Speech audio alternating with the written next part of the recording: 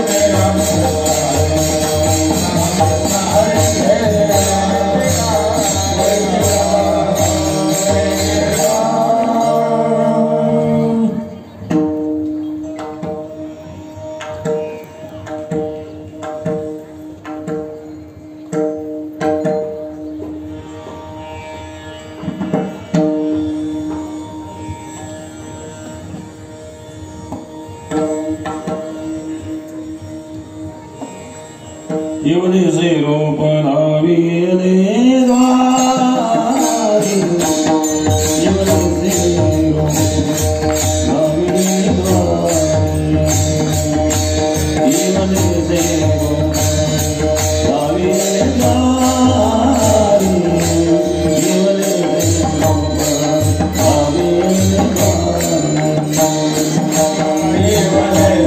रूपनावीयले द्वारि युवनिसे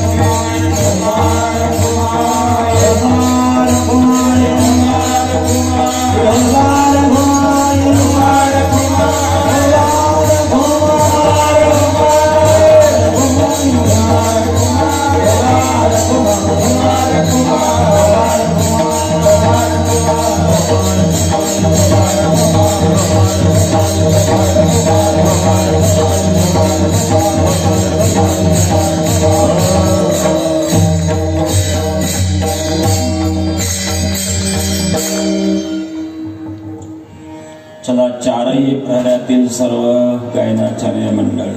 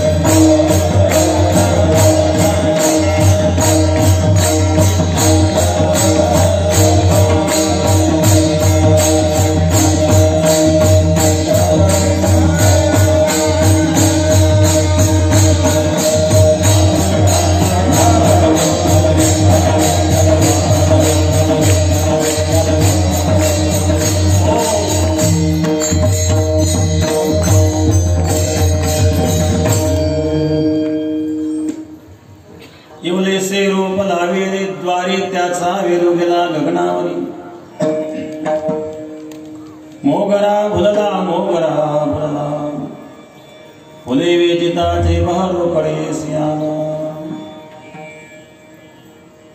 मनाचे गुंदे गुंफेला शेला बाप रखमा देवीवर विठ्ठलू अर्पिला मोगरा भुलला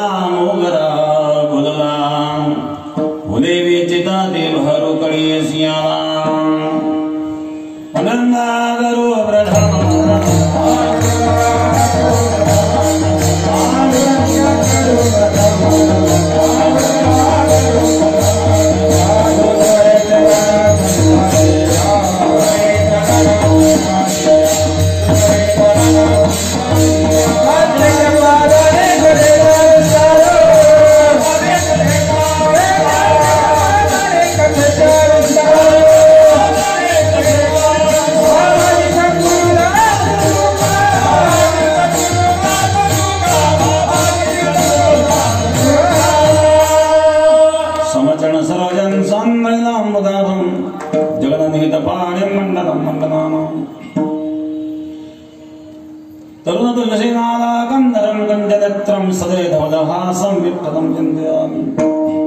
ओम नमो ज्ञानेश्वराय करुणाकरा दयाळा तुमचा अनुग्रह लादलो पावन झालो चराचरी ध्यानमूलं गुरुर्मूर्ते पूजामूलं गुरुपदं मंत्रमूलं गुरुर्वाक्यं मोक्षमूलं गुरुकृपां गंगा विशुद्धं निजपादस्पर्शं सर्ववेष्टितं चुम्बितं पुण्यस्थानं राधेस्थितं समाधिस्थमूर्तिं नमामि गंगाजलम्।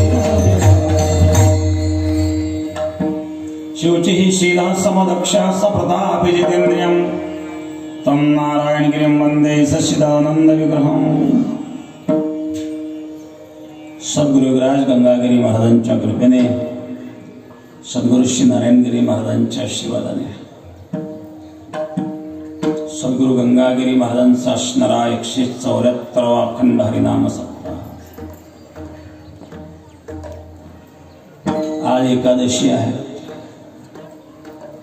सप्ताह छोट्या स्वरूपामध्ये आपण करीत आहोत। सप्ताहाचं स्वरूप आपण पाहिले फार मोठं आहे। या कोरोना महामारीच्या संकटामध्ये लोक अस्वस्थ झालेले आहेत। उलट परमार्थाची जास्त गरज आहे। प्रत्येकाला इथं यावं असंही वाटतं, परंतु नाईलाज आहेत। काही अडचणीमुळे आपण हा कार्यक्रम छोट्या स्वरूपात करीत आहोत। 7 दिवस संपन्न होत आहेत। आजचा 7वा दिवस आहे। 7 दिवसापासून रात्रंदिवस अविरत भजन चालू आहे। मोजक्या काळकऱ्यामध्ये जवळजवळ 1000 काळकरी आहेत आपले। 1000 काळकऱ्यांमध्ये आपण यावर्षी सप्ताह पार पडला। 90% भजनी अजून घरीच राहिले।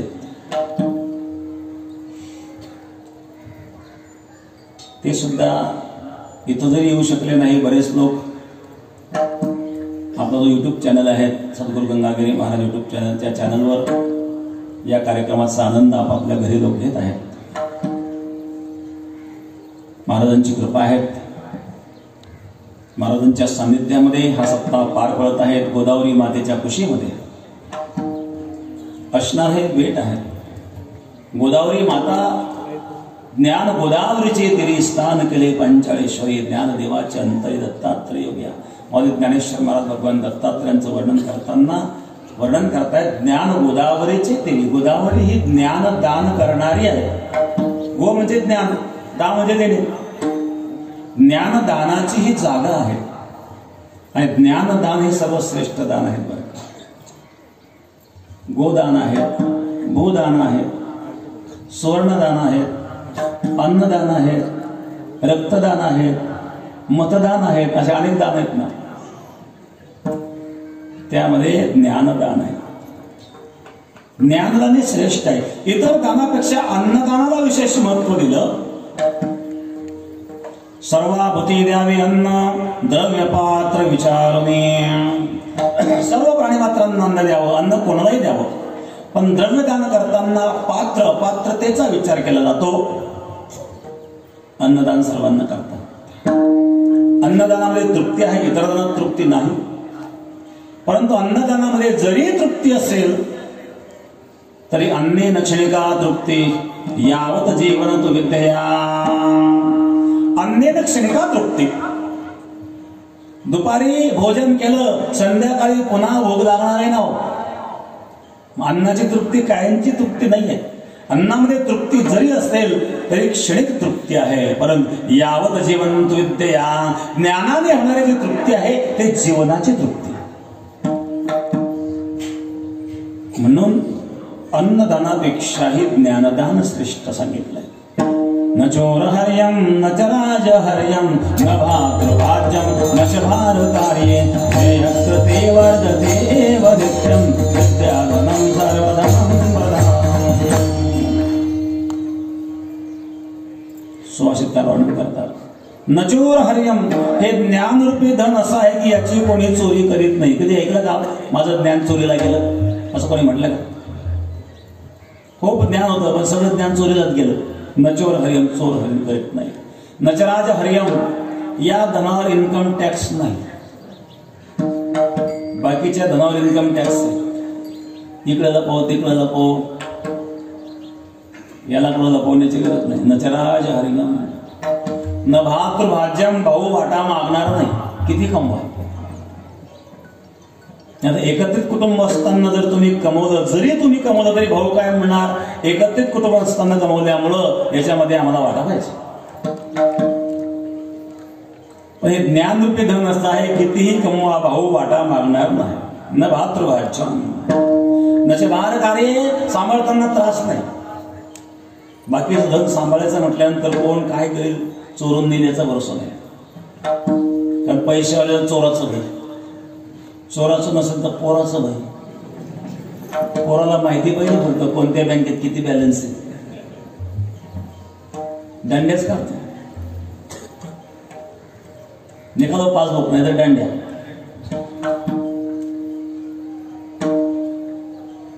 परंतु हे धन असं आहे, याला कोणी चोरी करीत नाही, सांभाळताना त्रास नाही. नचे बाहेर काढे व्ययकृते. दुसऱ्या धनाचा जर व्यय केला, दुसऱ्याला दिलं तर ते कमी होतं. पण ज्ञानरूपी धन असं आहे, दिल्याने वाढतं, वर्धते.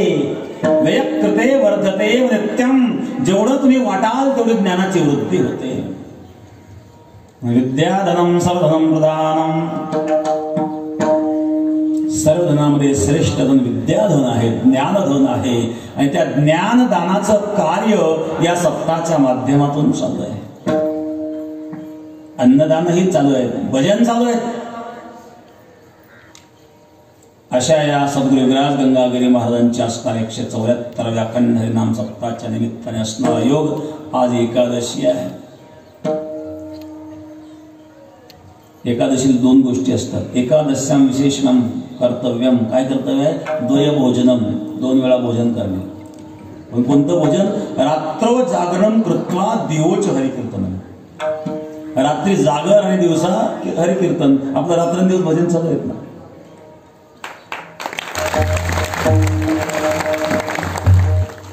एकादशी पंच ज्ञानेंद्रिय, पंच कर्मेंद्रिय आणि 11वं मन, हे 11 इंद्रिय एक दशेमध्ये आणलं म्हणजेच एकादशी. केवळ फराळ खाणे म्हणजे एकादशी नाही. मनोनिग्रह, चक्षुरादि वाहेंद्र निग्रह, इंद्रिय निग्रह, मन आणि इंद्रियांचा निग्रह करणे आणि मन आणि इंद्रिय भगवंताशी एकरूप करणे, याला खरी एकादशी म्हणतात. एकादश म्हणजे 11. संस्कृतमध्ये 11ला एकादश संस्कृतमध्ये म्हणतात. ही 11 म्हणजे 10 इंद्रिय आणि 11वं मन. मन सुद्धा इंद्रियच आहे.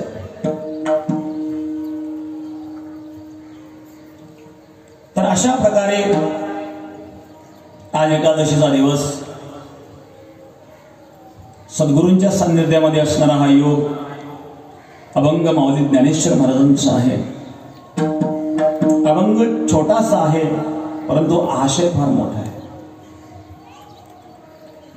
या अभंगामध्ये माऊली ज्ञानेश्वर महाराज सद्गुरूंच्या कृपेचं वर्णन करतात. बरं का,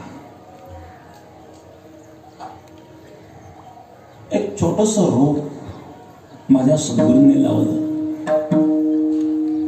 ते रोप कोणतं, द्वार कोणतं, वेल कोणती, फार चिंतनीय असा विषय आहे.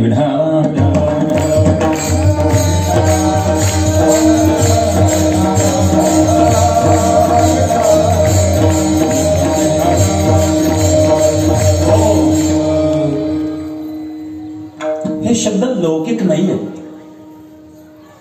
बरेच कीर्तनकार या ठिकाणी या शब्दाचा अर्थ वेगळा करतात. एवढेसे रोप लावले द्वारे त्याचा वेल गेला गगनावरी. छोटस रोप लावलं आणि त्याचा वेल गगनावर गेला, असा अर्थ नाही.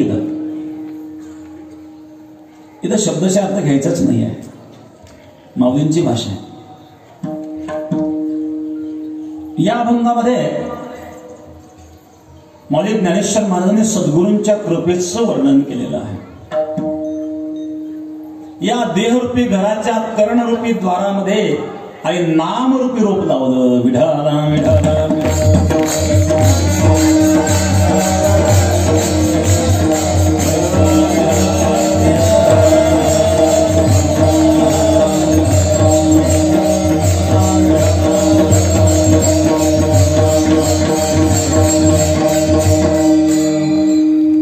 हे शरीर हा एक बंगला आहे ना. कबीर महाराज बंगल्याच्या रूपकातून वर्णन करतात ना. बंगला अजब बनाया दे अंदर नारायण.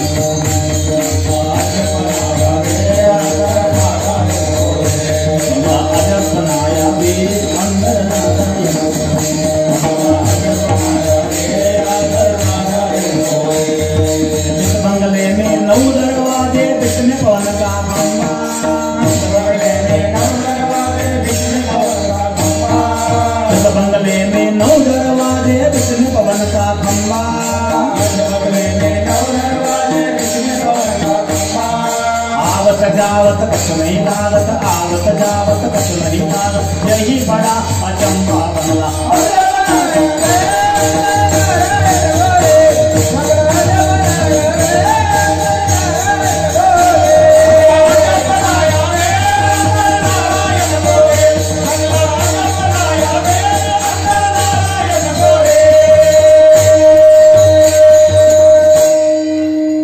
अजब बंगला है। आर्किटेक्ट कोण असेल, इंजिनियर कोण असेल, काय या बंगल्याचं वैशिष्ट्य? इस बंगले में 9 दरवाजे, 9 दरवाजाचा हा बंगला आहे। डोळ्याची 2, कानाची 2, नाकाची 2 झाले 6 आणि मुखाचे 1 7 आणि मलमूत्र विसर्जनाची 2 अशी 9 दरवाजे आहेत। ज्ञानेश्वर महाराज सांगतात ना, नवा ठाई फाटून गेली ती तू आम्हासी दिली रे।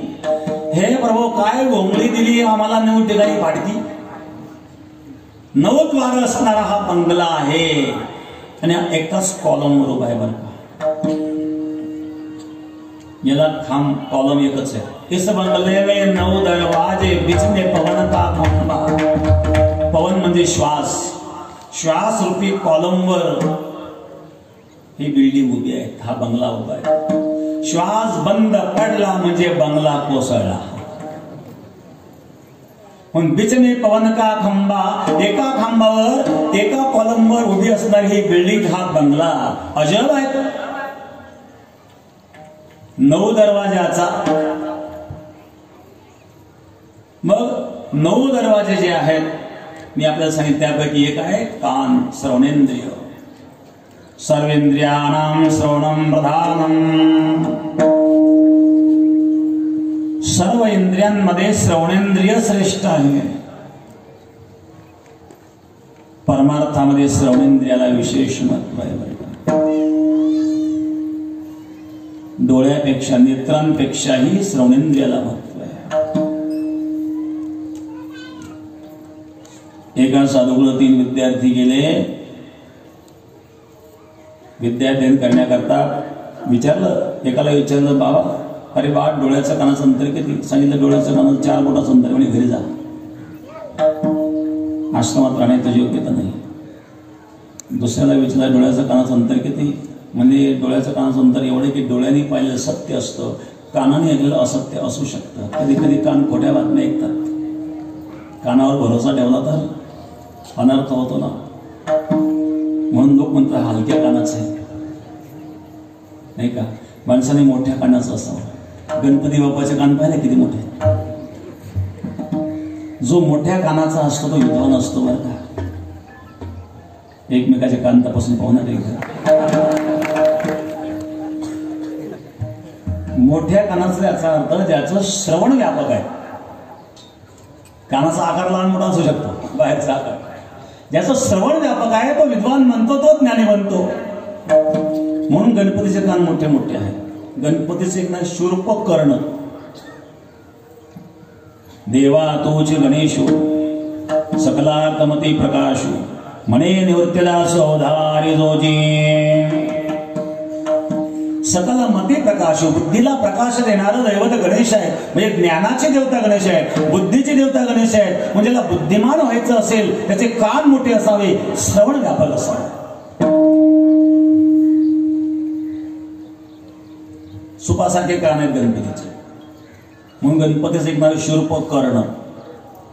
केळ मिश्रित धान्य आपण सुपामध्ये टाकतो, सुपाद्वारे केर आणि धान्य वेगळं करू शकतो। त्याप्रमाणे सार आणि असार वेगळं करून, असाराचा त्याग करून सार ग्रहण करण्याची क्षमता ज्या श्रवणेंद्रियांमध्ये आहे त्यांना शूर्पकर्ण असं म्हणतात।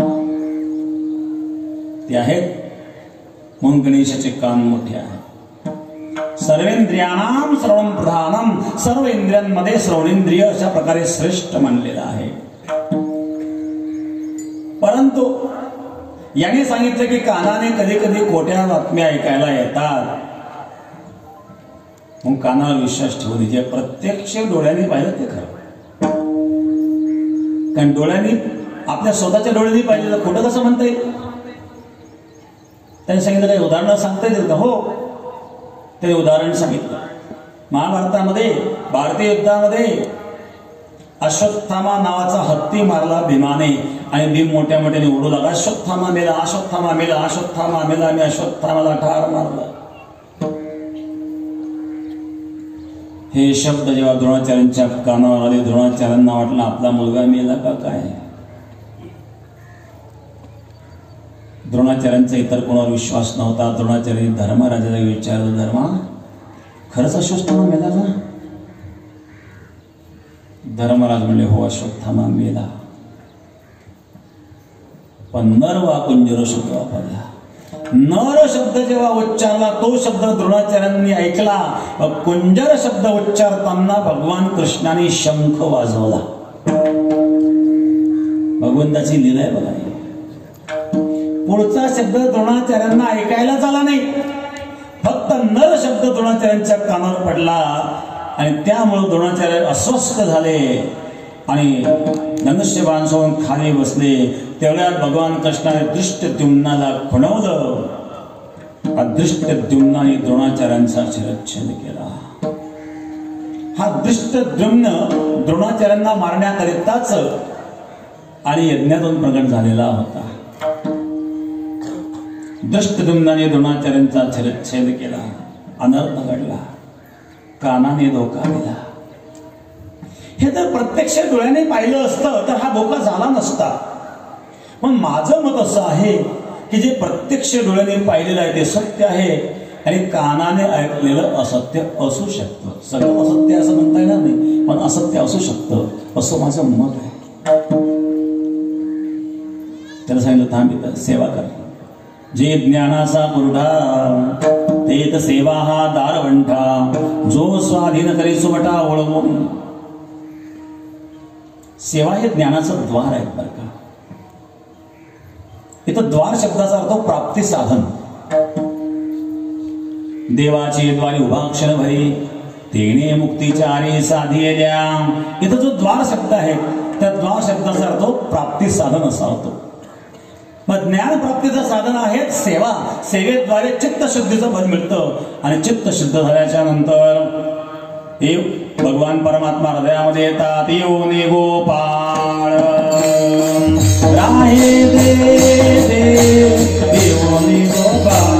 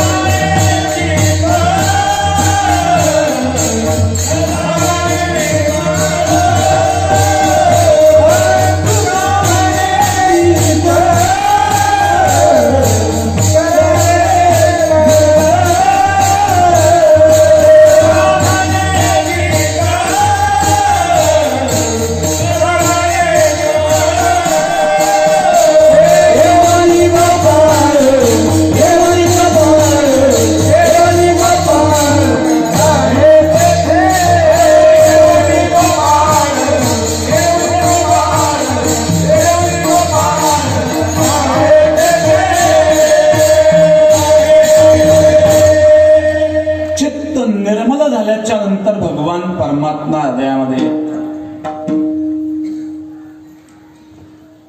निर्मल मना जाना सो मोहि पावा. निर्मल मना जाना सो मोहि पावा.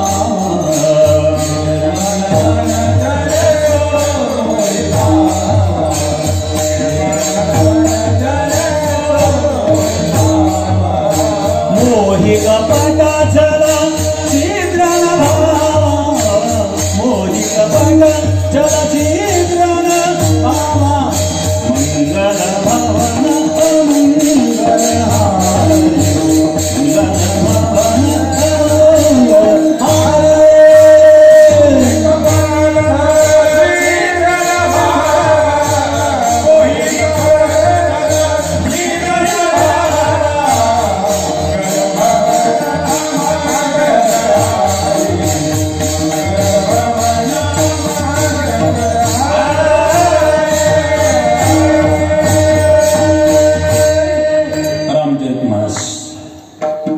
तुळशीदास महाराज वर्णन करतात. निर्मल मन जन सो मोही पावा, मोही कपट चल छिद्र न भावा.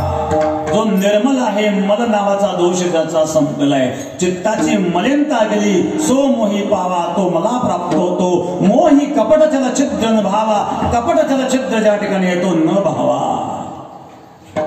कपटी माणसं देवाला आवडत नाही, छळ करणारे देवाला आवडत नाही, विकारी लोक देवाला आवडत नाही. मग कोण आवडतं? जो निर्मल आहे. मलरहित होण्याकरता सेवा आहे. सेवेद्वारे चित्त शुद्ध होतं आणि चित्त शुद्ध झाल्याच्या नंतर ज्ञान धारण करण्याची क्षमता निर्माण होते.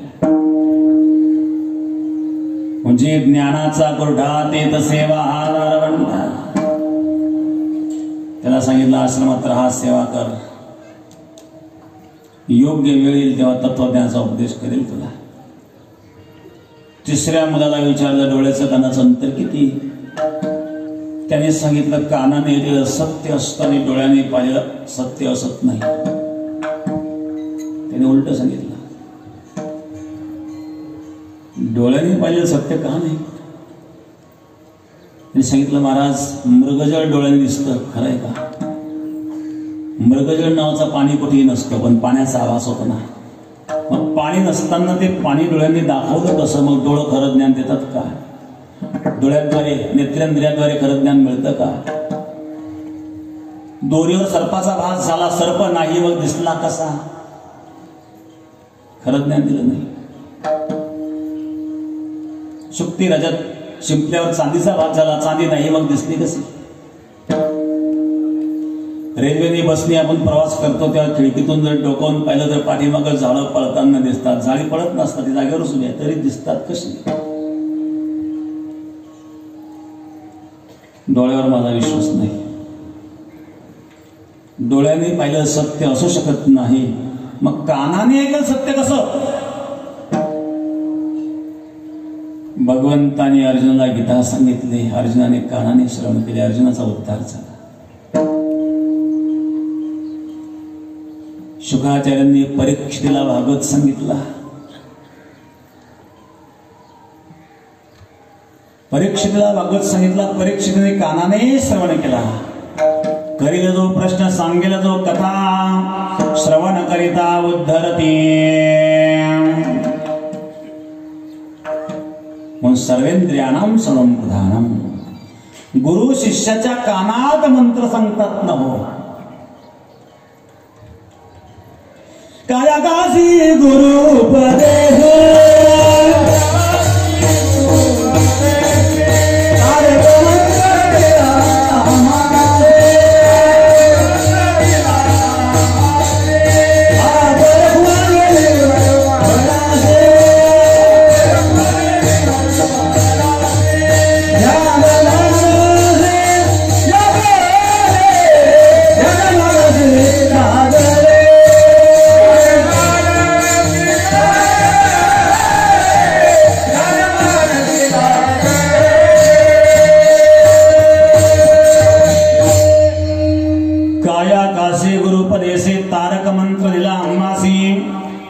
बापर कुमादेवी वरासी ध्यान मानसी लागले.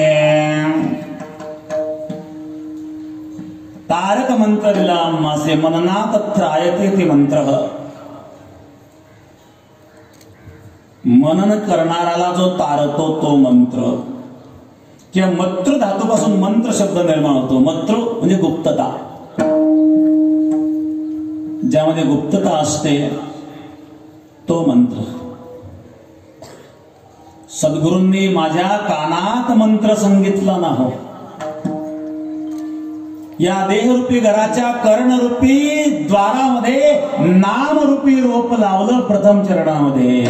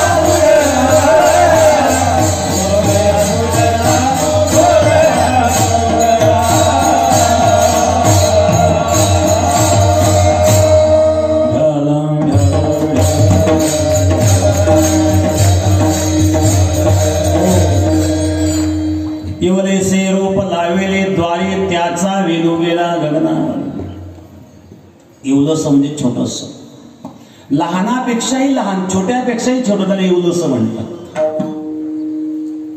एवढंसं किती आहे? छोटं, अतिशय छोटं.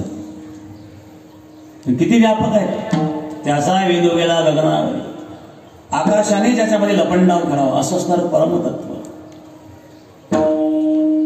व्यापक असणारं परब्रह्म तत्व, ते परब्रह्म तत्व कळालं, ते आकलन करण्याची क्षमता निर्माण झाली सद्गुरूंच्या कृपेने. शब्दाद्वारे जे ज्ञान प्राप्त होतं त्याला शब्द शक्तिपात म्हणतात. तंत्रशास्त्रामध्ये 4 प्रकारचे शक्तिपात जे सांगितलेले आहे. शब्द शक्तिपात, स्पर्श शक्तिपात, दृष्टी शक्तिपात आणि स्मरण शक्तिपात. शब्द शक्तिपात, कानामध्ये मंत्र सांगितलाय शब्द शक्तिपातचा. क्षीरसिंधू परिसरी शक्तीच्या कर्ण कुहरी नेनो कै त्रिपुरारी सांगितले जे. माझे ज्ञानेश्वर महाराज ज्ञानेश्वरी ग्रंथामध्ये सांगतात, क्षीरसिंधू परिसरी शक्तीच्या कर्णकोरी, क्षीरसागराच्या तीराला शक्तीच्या कर्णकोरी माता पार्वतीच्या कानामध्ये नेनो कै त्रिपुरारी. त्रिपुरारी कोण? भगवान शिव. नेनो कै त्रिपुरारी सांगितले जे. त्रिपुरारी भगवान शिवाने माता पार्वतीच्या कानात जे सांगितलं, काय सांगितलं? नेणो. मला माहिती नाही, काय उघडं करून नाही सांगितलं, काय गुप्त आहेत ना, पण काहीतरी आहे. त्याचं विश्लेषण करून माऊली पुढे सांगतात, ना आदिगुरु शंकरा लागोनी शिष्य परंपरा बोधाचा संचरा झाला त्यामध्ये. त्या आदिगुरु शंकरापासून शिष्य परंपरागत जो काही बोध आहे त्या बोधाचा संचार आमच्यामध्ये झाला. कशाद्वारे? तर ही शब्दशक्ती आहे. शब्दशक्तीद्वारे हे शक्तीच्या कर्णकुहरी, शक्तीच्या कर्णामध्ये, शक्तीच्या कानामध्ये जो काही मंत्र सांगितला, जो काही उपदेश केला, तो माझ्या सद्गुरूंच्या कृपेने बघ आदिगुरु शंकरापासून परंपरागत ना आदिगुरु शंकरा लागून शिष्य परंपरा बोधाचा हा संचार झाला. त्यामुळे त्या बोधाचा संचार आमच्यामध्ये झाला. हा आहे शब्दशक्तीपात. विढाला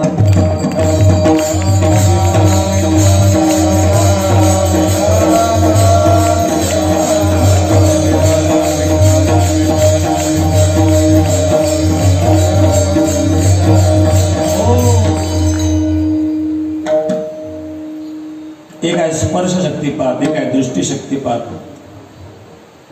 एक आहे स्मरण शक्तिपात. पाऊस सुरू झालाय का?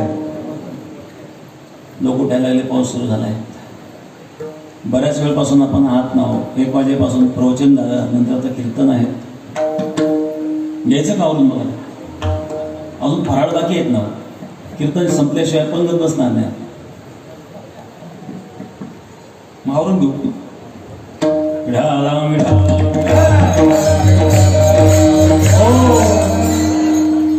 किती दिवसापासून लोक पाणी पाणी करीत होते. पाऊस आला, आनंदाची गोष्ट आहे ना. भिजल्या काय सप्ताह आणि पाऊस येणार नाही सगळे कळून. तिथं सगळेच येतात आणि त्यांनी कसं कधी करावं त्यालाही आवडत नाही. तो सुद्धा स्वागत करण्याकरता उपस्थित आहे. बऱ्याच दिवसापासून आणि तिथं सुकायला लागली होती. अपेक्षा होती पावसाची आणि पाऊस सुरू झाला. ही आनंदाची गोष्ट आहे. म्हणून भिजल्याने काही फरक पडत नाही. भिजू द्या, भिजण्याचा आनंद घ्या.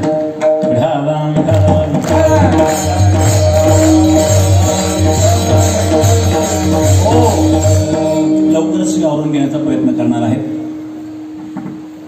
शब्द शक्तिपात, शब्दाद्वारे जो बोध होतो. शब्दामध्ये एक शक्ती आहे, कारण शब्द हा आकाशाचा गुण आहे आणि आकाशापासूनच सृष्टीची उत्पत्ती झाली. आकाशापासून वायू, वायूपासून अग्नी, अग्नीपासून जल, जलापासून पृथ्वी. आणि म्हणून या सर्वांचा लय आकाशात होतो, म्हणजे शब्दामध्ये होतो. सृष्टीचा जेव्हा प्रलय होतो तेव्हाही शब्द शिल्लक राहत असतो. शब्द अक्षर हे परब्रह्म आहेत आणि म्हणून शब्दाद्वारे जे ज्ञान प्राप्त होतं, त्या शब्दाद्वारे जो संचार होतो, शब्द म्हणजे अंतःकरणातील भावाचे घनीभूत रूप म्हणजे शब्द. तर अशा प्रकारे आणि ज्या महात्म्याने जी साधना केलेली आहे, साधनेद्वारे आणि तत्व ज्यांनी प्राप्त केलेला आहे, जो बोध प्राप्त केलेला आहे, तो शब्दाच्या द्वारे आणि त्याचा संचार शिष्यांमध्ये करवणं, याला शब्द शक्तिपात असं म्हणतात. याचं वर्णन जे माऊली ज्ञानेश्वर महाराजांनी केलंय.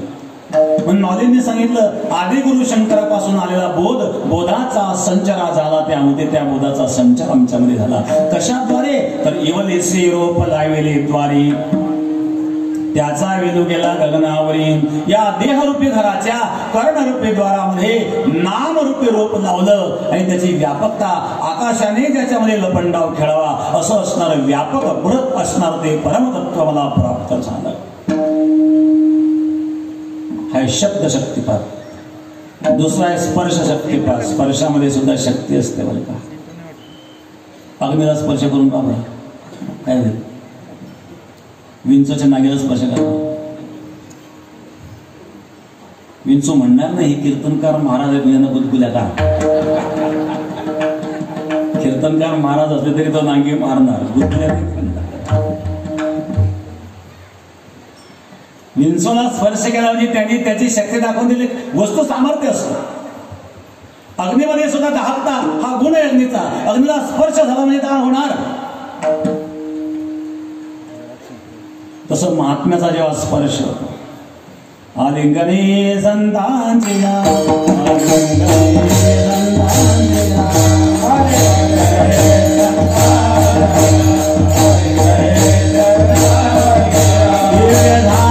काया, माझे काया,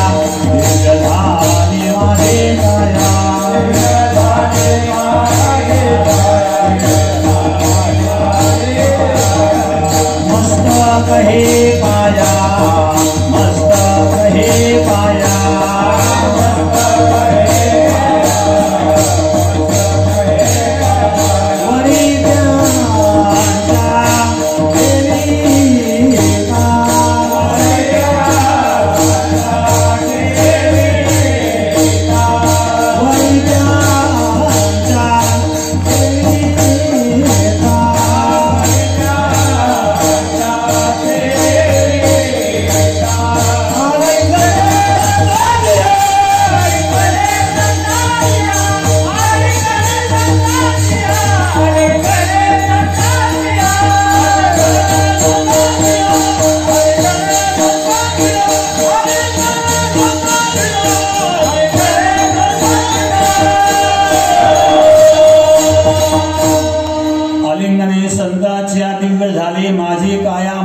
हे पायावरी त्यांच्या. स्पर्श झाला, स्पर्शातून संचार होतो. रामायणामध्ये उदाहरण येतो मंथरेच. राम प्रभू यांचा राज्याभिषेक निश्चित झाला. दशरथाने निर्णय घेतला. दशरथाला एक कानाजवळचा केस पांढरा दिसायला लागला. केस पांढरे व्हायला लागले म्हणजे माणसाने सावध व्हावं. सावध होण्याऐवजी तो कार्य करतात तो भाग वेगळा.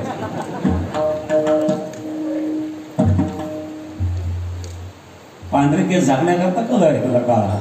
ते पांढरेच आहे, ते काही काळे झाले नाही. लोकांना दिसताना ते काळे दिसत आहेत. तुकाराम मला सुद्धा वर्णन करतात. तुकारामांना कानाच्या जवळचा केस पांढरा दिसला आणि महाराज म्हणतात, या केसाने मला माझ्या कानात एक गोष्ट सांगितली.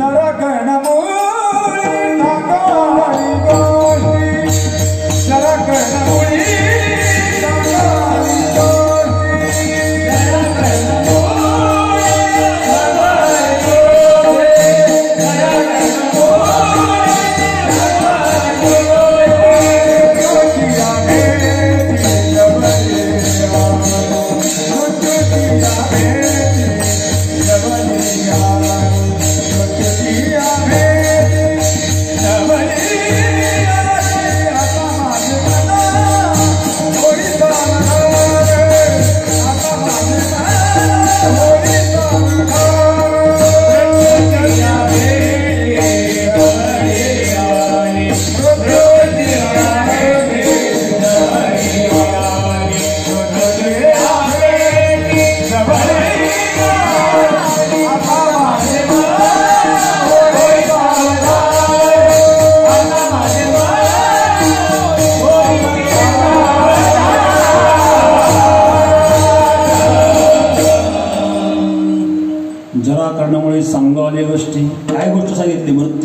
बेटी जवळ आले म्हणून सावध. दशरथ सावध झाला, रामाचा राज्याभिषेक झाला. हे बातमी घेऊन जेव्हा कौशल्याची दासी गेली कौशल्याकडं, कौशल्याला आनंद झाला. आपल्या गळ्यामध्ये असणारा नवरत्न हार काढला आणि त्या दासीला अर्पण केला. हे दृश्य मंत्र्याने पाहिलं आणि मंत्र्याला ईर्ष्या निर्माण झाली. असाच भरताचा निरोप घेऊन जर मी कैकेयीकडे गेले असते तर मलाही असा मान मिळाला असता. आणि म्हणून त्याने कैकेयीची बुद्धी दूषित करण्याचा प्रयत्न केला. कैकेयीला वेगवेगळ्या पद्धतीने सांगण्याचा प्रयत्न केला, तरी कैकेयीवर काही परिणाम होत नव्हता. ते रडायला लागले आणि त्यावेळेला कैकेयीने मंत्रेला स्पर्श केला आणि स्पर्श केल्याबरोबर मंथरेतून कैकेयीमध्ये विघ्नेश्वरीने प्रवेश केला. विघ्नेश्वरीचा संचार झाला. बघा, स्पर्शाद्वारे होणारा संचार. इलेक्ट्रिक तारेला हात लावला काय होईल? ज्याने हात लावले त्याला जो पकडेल तोही पकडला जाईल ना. हा करंट आहे. जसा एकमेकांमध्ये करंट जातो ना, त्याप्रमाणे स्पर्शाद्वारे सुद्धा आणि हा करंट जातो. मंतरेचा करंट कैकेयीमध्ये आला. पुढं काय घडलं सर्वांना माहिती. याला स्पर्श शक्तिपात म्हणतात. तुकाराम महाराज सुद्धा ज्या वेळेला गंगा स्नानाला चालले होते स्वप्नामध्ये आणि त्यावेळेला सद्गुरू भेटले आणि मस्तकावर हात ठेवला. मस्तकी तो जाणा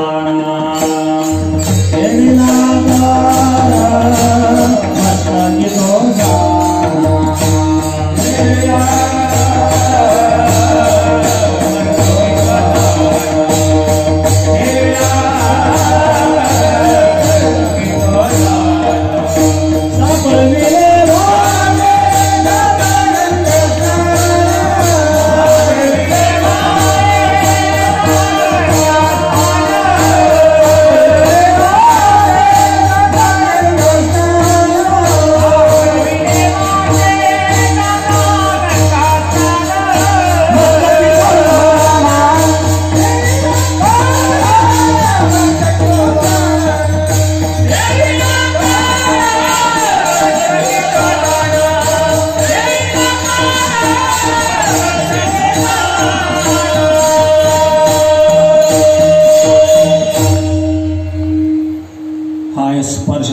मस्तकी तो जाना ठेवला. आवा बेटा मेरा चला गंजा. डोक्यावर हात ठेवला. निकालो दक्षिणा. भोजना मागती तूप पावशेर तूप. पावशेरच का? शेरभर का नाही? अर्धा शेर का नाही? इथं पावशेर तुपाचा अर्थ चित्त असा होतो. अंतःकरणाचे 4 भाग शास्त्रकारांनी केले, ज्याला आपण अंतःकरण चतुष्टय म्हणतो. मन, बुद्धी, चित्त, अहंकार. त्यापैकी एक क्षेत्र म्हणजे चित्त दे. परमात्मामध्ये चित्त फार महत्वाचं आहे. देवा कारणे भावत स्मात, देवा कारणे भावत स्मात, नलगे पारते मुक्त, यावे नलगे पारते मुक्त. देवा कारणे भावत स्मात, देवा कारणे भावत स्मात, नलगे पारते मुक्त, यावे नलगे पारते मुक्त. चित्त तरी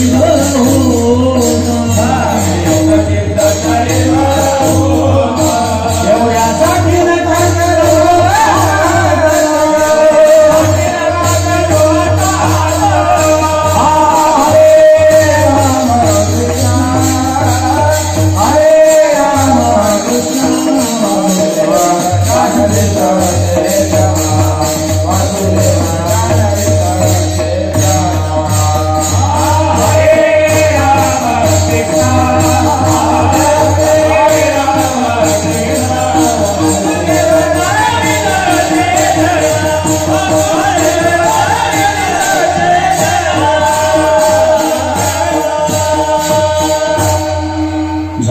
चित्त तरी बहुत झाले. एक चित्त तरी बहुत. चित्त मागितलं. मस्तकावर हात ठेवला. हा स्पर्श शक्तिपात. हे काय दृष्टी शक्तिपात. कृपा कटाक्षणे हाळले आपले पदी बैसवले. बाप रुक्मा देवीवरे भक्ता दिले वरदान. कृपा दृष्टीने पाहिलं. दृष्टीद्वारे शक्तिपात. हे काय स्मरण शक्तिपात. त्यापैकी शक्तिपाताचं वर्णन महाराज करतात. येवलेसे रूप लागेले द्वारी त्याचा वेदू गेला गगनावरी. देहरूपी घराच्या कर्णरूपी द्वारामध्ये नामरूपी रूप लावलं आणि त्याची व्यापकता आकाशाने ज्याच्यामध्ये लपंडाव खेळावं असं असणारं व्यापक परमतत्व ते कळालं. आणि त्यातून जो आनंद प्राप्त झाला, ज्याप्रमाणे मोगरा फुलल्यानंतर आणि मोगऱ्याचा सुगंध येतो तसा हा आणि न संपणारा सुगंध आहे. कारण फुले वेचल्यानंतर कळ्याला बहार येतो आणि असा न विटणारा अविट अशा प्रकारचा आनंद प्राप्त झाला द्वितीय चरणामध्ये. मोगरा फुलला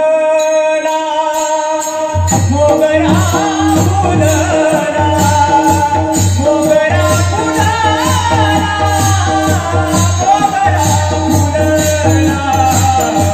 मोगरा फुलला मोगरा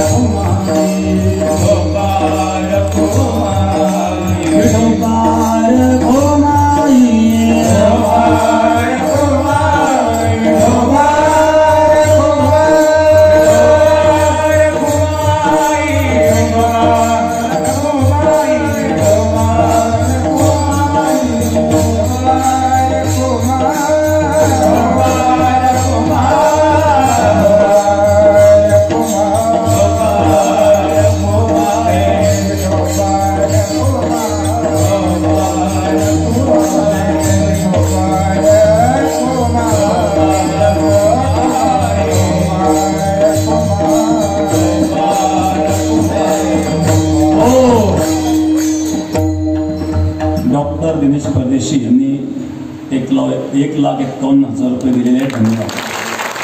प्रकाश पंढरीनाथ पटेल चव्हाण यांच्याकडून 1,01,000 रुपये देणगी.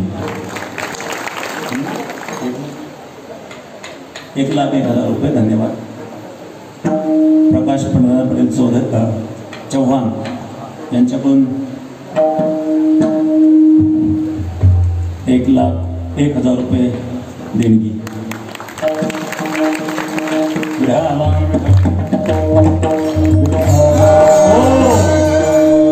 आपले शाबीर भाई या ठिकाणी उपस्थित आहेत, सत्ता कमिटी अध्यक्ष आहेत. त्यांनी 1,74,000 रुपये आणि दिलेले आहेत सत्ताकरता. ते अंबादास पटेल लोकचौर या ठिकाणी उपस्थित आहेत, ते उपाध्यक्ष आहेत. त्यांनी स्वतः व्यक्तिगत 1,00,000 रुपये देऊन 1,74,000 रुपये जमा करून दिले ग्रामस्थांकडून. बाळकृष्ण कापसे 51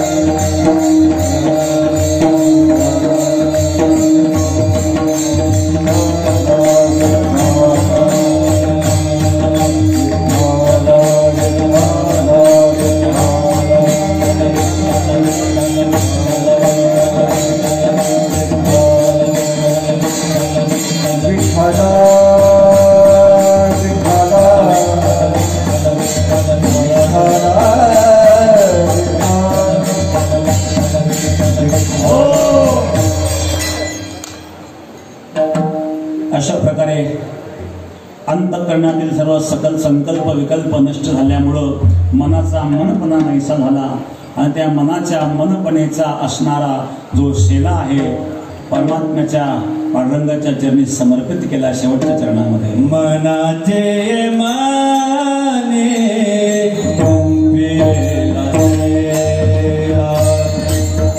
मनाचे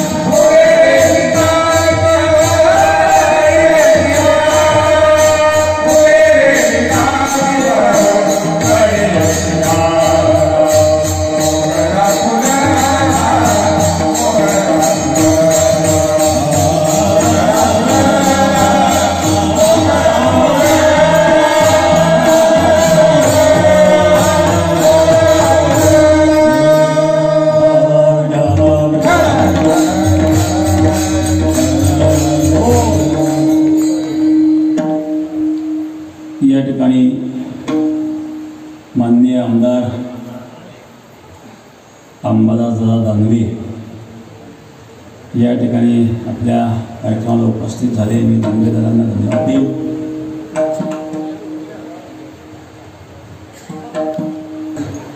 जागोजागी काही ठिकाणी सुकायला लागलं होतं हलक्या जमिनीमध्ये. अतिशय पावसामुळं एक समाधानाचं वातावरण शेतकरी वर्गामध्ये आहे. थोडाफार त्रास जरी आपल्याला झाला तर काही हरकत नाही. त्रास झाल्याने काय फरक पडतोय? पाऊस महत्त्वाचा आहे. सद्गुरू गंगागिरी महाराजांच्या कृपेने आणि या सप्ताह काळामध्ये पाऊस नेहमी होत असतो. आजही पाऊस सुरू झालाय. आता कार्यक्रम संपल्यानंतर फराळ करून सर्वांनी जायचं आहे. आणि आता पाऊस असल्यामुळं मला असं वाटतं इथंच पंगत बसतो आतमध्ये. फक्त खाली मॅट खराब करू नका.